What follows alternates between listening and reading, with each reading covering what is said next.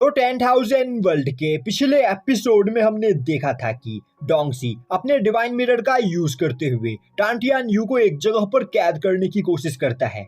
यह देखते ही लिनफेंग अपने अनाइलेशन फैन से अटैक करते हुए टांटियान यू की मदद करने की कोशिश करता है, जो देखते ही डोंगसी लिनफेंग के भी ऊपर अटैक कर देता है।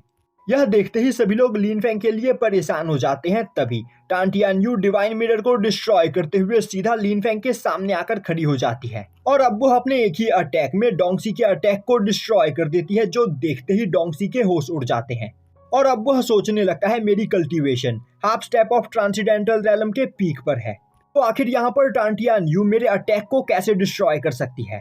तभी टांटियान यू अपनी मार्शल सोल को बाहर निकालती है और अब सभी लोग देखते हैं कि टांटियान यू की फिनिक्स मार्शल सोल की cultivation half step of transcendental realm के पीक पर होती है। यह देखते ही डोंगसी काफी ज्यादा डर जाता है। तभी टांटियान यू अपनी फिनिक्स मार्शल सोल का यूज करते हुए डोंगसी के ऊपर अटैक कर देती है, जो देखते ही डोंगसी एक हेवेंस डाउ फॉर्मेशन बनाते हुए टांटियान यू के अटैक को ब्लॉक करने की कोशिश करता है। अब जैसे ही उन दोनों के अटैक वहां पर आपस में टकराते हैं, वहां से थोड़ी दूरी पर खड़े सभी इंपीरियल सोल्जर्स इंजर्ड होकर मरने लगते हैं, जो देखकर सभी लोग अपनी जान बचाने के लिए उस जगह से दूर जाने लगते हैं, क्योंकि टांटियान यू और डोंगसी की बस पावर प्रेशर से ही वहां खड़े सभी कल्टीवेटर्स की सोल इंजर्ड हो रही होती है। अब उस जगह पर एक बहुत बड़ा ब्लास्ट होता है, जिससे टांटियान यू और डोंगसी दोनों के ही अटैक्स डिस्ट्रॉय हो जाते हैं। जिस ब्लास्ट के प्रेशर से डोंगसी घिसटते हुए पीछे चला जाता है और अब वह बोलता है, टांटियान यू, मैं देख सकता हूं कि तुम अभी अभी ही ब्रेक थ्रू करके half step of transcendental realm के पीक पर पहुंची हो, जबकि मैं लाखों सालों से इस कल्टीवेशन रैलम पर हूं और तुमने यहाँ पर मेरे एक अटैक का तो सामना कर लिया, पर मेरे अगले अटैक से यहाँ पर तुम्हारा मरना तय है। तो अभी भी तुम्हारे पास टाइम है, मेरे सामने सरेंडर कर दो। तभी टांटियान यू बोलती है, डोंगसी, तुम्हें अपनी ताकत पर सच में बहुत ही ज्यादा घमंड है और तुम खुद को इनविंसिबल समझते हो, पर आज मैं तुम्हें तुम्हारी औकात दिखाऊंगी। यह बोलते हुए वह डोंगसी के चारों ओर कई सारे फ्लेम फॉर्मेशंस को क्रिएट करती है, जो देखते ही डोंगसी परेशान हो जाता है और अब टांटियान यू अपने मीटियोर शावर टेक्निक का यूज करती है, जिससे अब उन सभी फॉर्मेशंस के अंदर से फ्लेम मीटियोर्स बाहर निकलते हुए डोंगसी का पीछा करने लगते हैं, जो देखते ही डोंगसी काफी ज्यादा डर जाता है और अब वह अपनी जान बचाते हुए उन सभी अटैक्स को वहां पर डॉज करने लगता है। वहीं पर यह सब देखकर अब डोंगसी को काफी ज्यादा गुस्सा आ रहा होता है और अब वह गुस्से में अपनी एक धर्मा बॉडी को वहां पर समन करते हुए हेवेंस पनिशमेंट टेक्निक का यूज करते हुए टांटियान यू के सभी फ्लेम फॉर्मेशंस को वहां पर डिस्ट्रॉय कर देता है और अब वह गुस्से में चिल्लाते हुए बोलता है, टांटियान यू, मैंने तुम्हें यहाँ पर सरेंडर करने के कई मौके दिए, पर अब मुझे लगने लगा है कि तुमने यहाँ पर मरने का फैसला कर लिया है। तुम यहाँ पर मेरे हाथों मरना चाहती हो, ठीक है, मैं तुम्हारी इस इच्छा को जरूर पूरा करूंगा। यह बोलते हुए अब वह टांटियान यू के ऊपर अपने धर्मा बॉडी का यूज करते हुए हेवन स्लैशिंग अटैक्स करता है, पर टांटियान यू बिना किसी प्रॉब्लम के उसके सभी स्लैश अटैक को वहां पर डॉज कर लेती है और अब वह अपने फिनिक्स मार्शल सोल का यूज करते हुए अपने फिनिक्स फेदर से डोंगसी के ऊपर अटैक करने लगती है, जो देखते ही डोंगसी घबरा जाता है और अब वह अपने हेवन बैरियर टेक्निक का यूज करते हुए टांटियान यू के अटैक्स को ब्लॉक करने लगता है, पर जल्द ही उसके द्वारा क्रिएट किया गया बैरियर वहां पर डिस्ट्रॉय हो जाता है, जिससे डोंगसी इंजर्ड होने लगता है।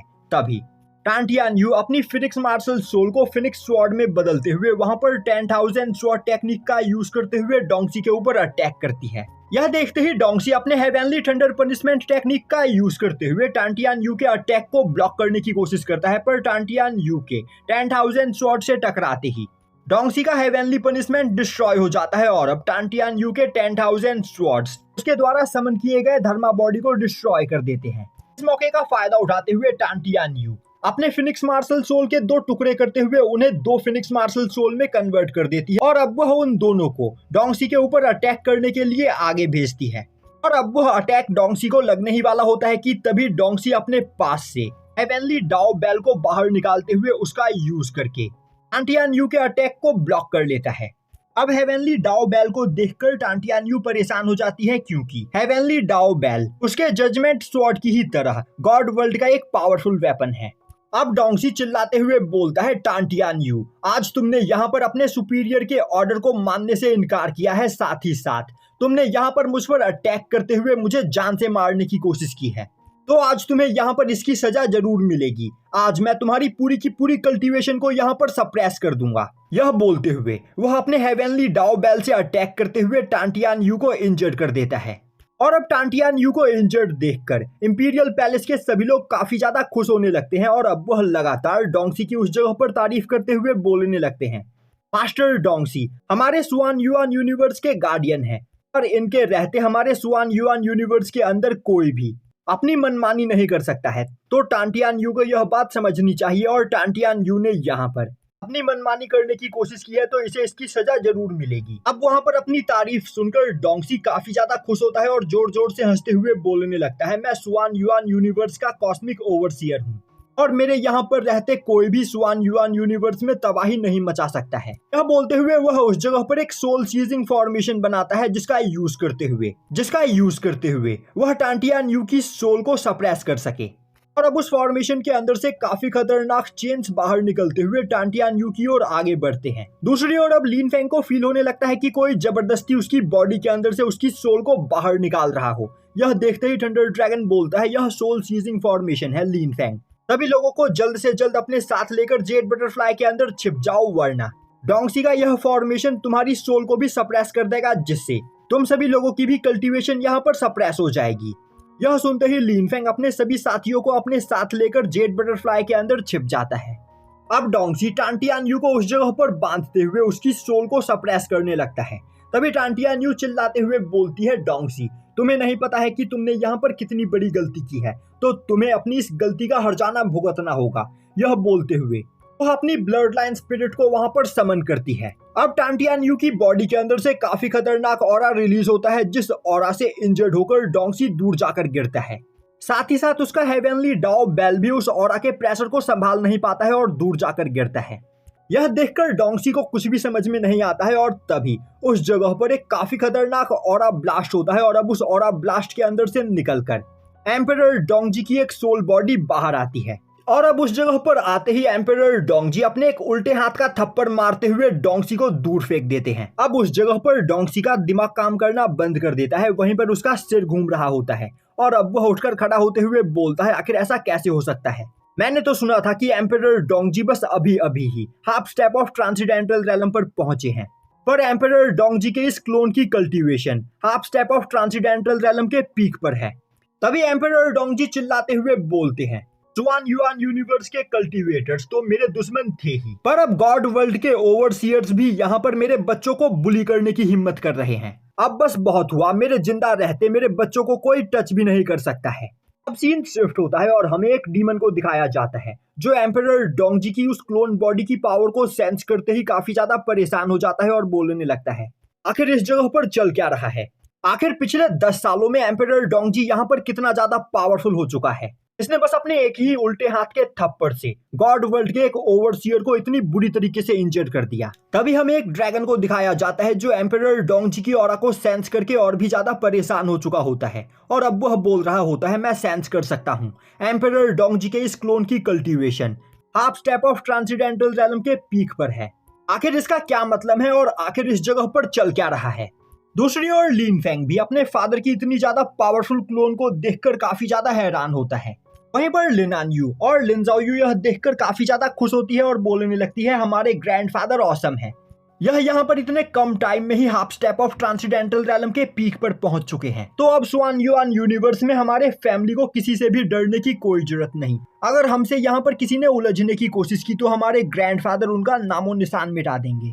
अब साउटियान लिन फेंग के पास आते हुए बोलता है, मास्टर मैंने कभी नहीं सोचा था कि ग्रेट मास्टर इतने कम टाइम में इतने ज्यादा पावरफुल बन जाएंगे, तो अब हमें यहाँ पर परेशान होने की कोई जरूरत नहीं। आपके फादर एम्परर डोंगजी इतने ज्यादा पावरफुल है कि इन्होंने अपने एक ही थप्पड़ में डोंगसी की हालत खराब कर दी है। अभी साओलोंग साउटियान के पास आते हुए बोलता है, हमारे great master half step of transcendental realm के पीक पर पहुंच चुके हैं। इससे यह साबित होता है कि ग्रेट मास्टर सुआन युआन यूनिवर्स के सबसे ज्यादा पावरफुल कल्टीवेटर बन चुके हैं, तो अब हमें इस जगह पर किसी से भी डरने की कोई भी जरूरत नहीं। यह बोलते हुए साओलोंग खुशी के मारे साउटियान को गले लगाने लगता है। तभी टाउटियान उसे एक थप्पड़ मारते हुए खुद से दूर फेंक देता है। दूसरी ओर गार्डियन चाओ भी एम्परर डोंगजी की इस पावर को देखकर काफी ज्यादा खुश होते हैं। अब डोंगजी अपनी जगह से उठकर खड़ा होता है और चिल्लाते हुए बोलता है, यह नामुमकिन है एम्परर डोंगजी, तुम इतने ज्यादा पावरफुल नहीं हो सकते हो। अगर तुम इतने ज्यादा पावरफुल हो तो आखिर सुप्रीम गॉड एम्परर ने तुम्हें केओस वर्ल्ड के अंदर कैद कैसे किया? अगर तुम इतने ज्यादा पावरफुल थे तो तुम अपने एक ही अटैक में सुप्रीम गॉड एम्परर को डिस्ट्रॉय कर सकते थे, पर तुम पिछले 10 सालों से उस केओस वर्ल्ड के अंदर कैद हो। आखिर इस जगह पर क्या चल रहा है? तभी एम्परर डोंगजी बोलते हैं, तुम यह जानने के वर्दी नहीं, और तुम यहाँ पर मेरी डॉटर की कल्टीवेशन को डिस्ट्रॉय करना चाहते थे। इसके पनिशमेंट के तौर पर आज मैं यहाँ पर तुम्हारी कल्टीवेशन को डिस्ट्रॉय कर दूंगा। यह बोलते हुए एम्परर डोंगजी उस जगह पर एक जाइंट फ्लेम लोटस को समन करते हुए उससे डोंगसी के ऊपर अटैक कर देते हैं। अब डोंगसी एक बैरियर बनाते हुए उस अटैक को ब्लॉक करने की कोशिश करने लगता है, पर फ्लेम लोटस से टकराते ही उसका बैरियर डिस्ट्रॉय हो जाता है और अब उसकी पूरी बॉडी वहां पर जलने लगती है। और अब वहां पर डोंगसी की बॉडी डिस्ट्रॉय होने ही वाली होती है कि तभी उस जगह पर सुआन युआन यूनिवर्स का यूनिवर्स गॉड एस्ट्रल आ पहुंचता है।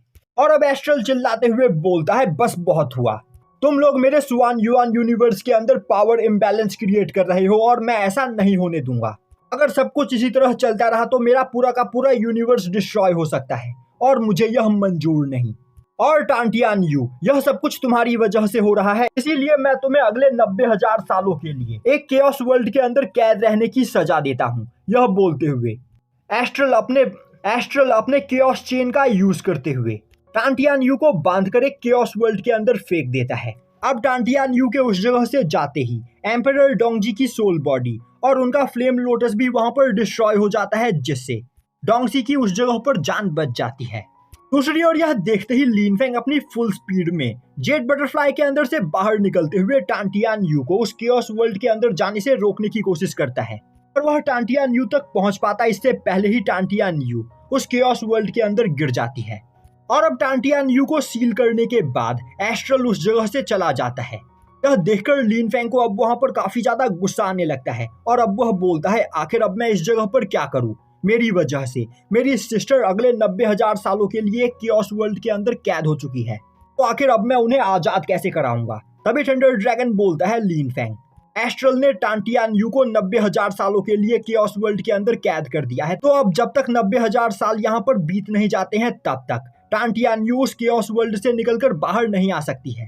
हाँ, पर उसे आजाद कराने का एक और तरीका है, तुम्हें यहाँ पर ब्रेक थ्रू करके ट्रांसीडेंटल रैलम पर पहुंचना होगा। एक ट्रांसीडेंटल रैलम का कल्टीवेटर यूनिवर्स गॉड से ज्यादा पावरफुल होता है और ट्रांसीडेंटल रैलम के कल्टीवेटर बनने के बाद तुम एस्ट्रल से टांटियान यू को आजाद करवा सकते हो। यह सुनते ही लिन फेंग बोलता है, अब मुझे यहाँ पर जल्द से जल्द ट्रांसीडेंटल रैलम पर पहुंचना होगा, वरना अगले 90,000 सालों तक मेरी सिस्टर एक केओस वर्ल्ड के अंदर कैद रहेगी, जो मुझे मंजूर नहीं। मेरे फादर तो पहले से ही एक केओस वर्ल्ड के अंदर कैद है और अब यहाँ पर मेरी सीनियर सिस्टर भी केओस वर्ल्ड के अंदर कैद हो चुकी है। मुझे बिल्कुल भी मंजूर नहीं, मैं किसी भी कीमत पर उन दोनों को ही यहाँ पर आजाद करूंगा। और यहीं पर यह एपिसोड खत्म हो जाता है।